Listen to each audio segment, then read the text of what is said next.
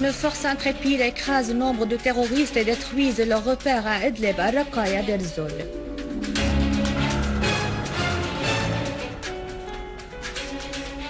L'occupant israélien et ses colons blessent 4 Palestiniens en Cisjordanie.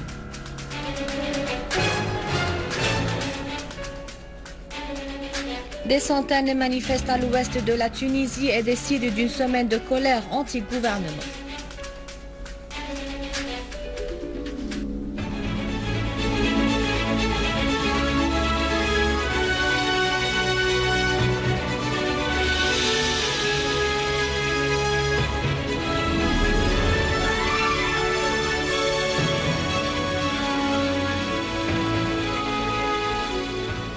Les détails du journal Bonsoir. Lors de leurs opérations de traque et de perquisition à la recherche des groupes terroristes mercenaires sévissant dans les zones et secteurs de Idlib, nos forces armées ont infligé d'énormes pertes en vie, en matériel, après avoir détruit leurs repères et caches.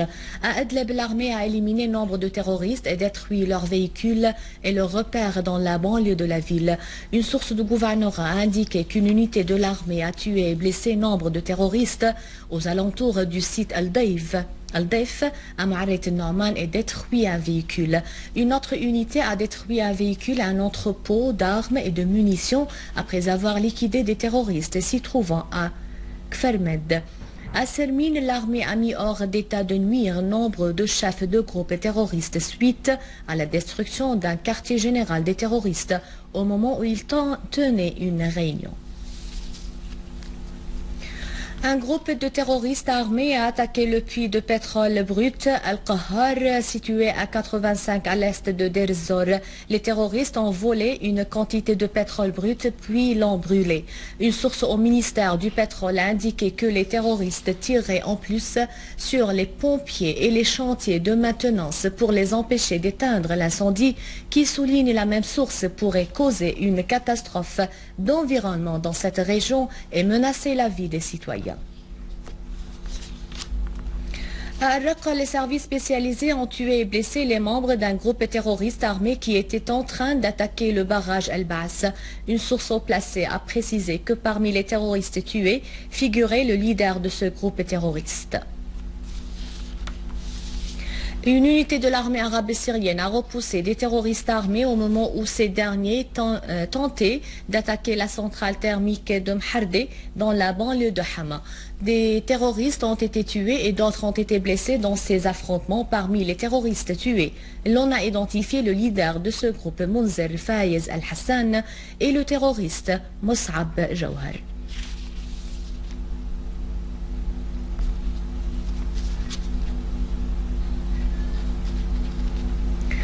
Le président du Conseil des ministres, Wael Halaqi, a réaffirmé l'importance du maintien de contacts, de coopération et de solidarité entre le gouvernement et les partis nationaux, les organisations populaires et les syndicats professionnels. Pour Al-Halaqi, ceux-ci sont l'encadrement organique des masses populaires dans le but de mettre tout leur potentiel à la disposition de la décision nationale.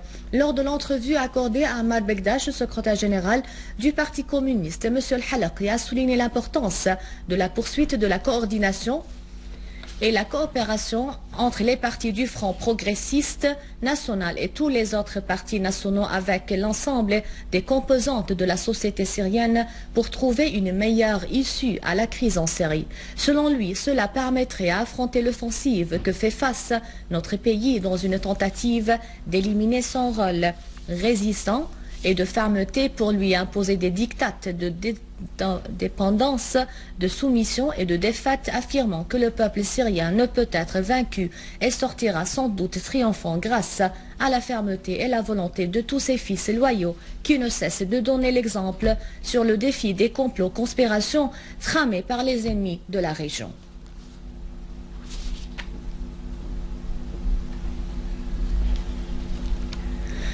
Le ministre des Affaires sociales et du Travail, président du Haut Comité du Secours, Jassem Zakaria, a affirmé la poursuite sans faille de l'octroi des assistances par le ministère aux familles nécessiteuses et sinistrées. Lors d'une réunion hebdomadaire de coordination du Haut Comité, le ministre a indiqué que des aides et des assistances urgentes ont été octroyées à des nouvelles familles sinistrées d'une manière urgente et rapide afin de leur fournir dans un délai optimal des centres d'accueil pour les prendre en charge.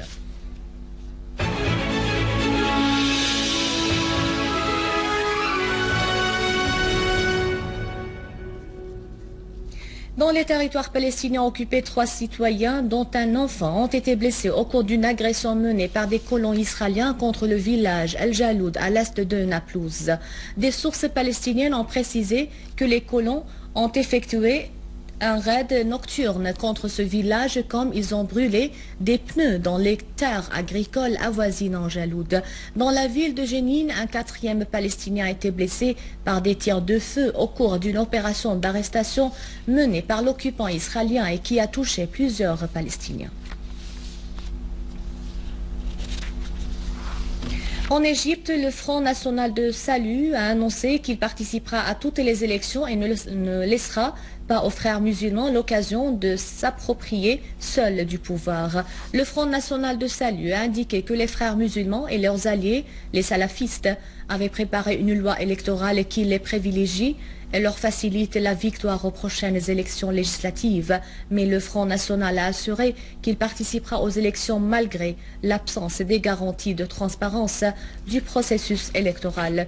Le Front a fait noter qu'il a déposé 12 motions de censure pour garantir des élections transparentes. Et en Tunisie, des centaines de manifestants se sont rassemblés à Gazren, à l'ouest du pays, pour protester contre le chômage et la pauvreté, annonçant la semaine de la colère. Les manifestants ont brûlé des pneus et paré des axes routiers importants en scandant des slogans contre la politique gouvernementale, comme ils ont distribué des tracts appelant les habitants de la région de rejoindre leur mouvement et de s'unifier face à la politique d'atermoiement exercée par le mouvement An-Nahda au pouvoir. L'armée a déployé des effectifs dans le secteur pour éviter tout accrochage. À la fin de ce journal, un rappel des titres.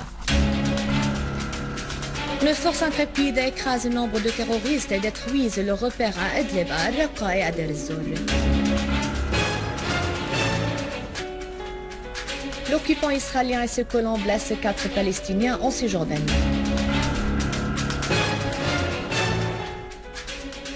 Des centaines manifestent à l'ouest de Tunisie et décident d'une semaine de colère anti-gouvernement.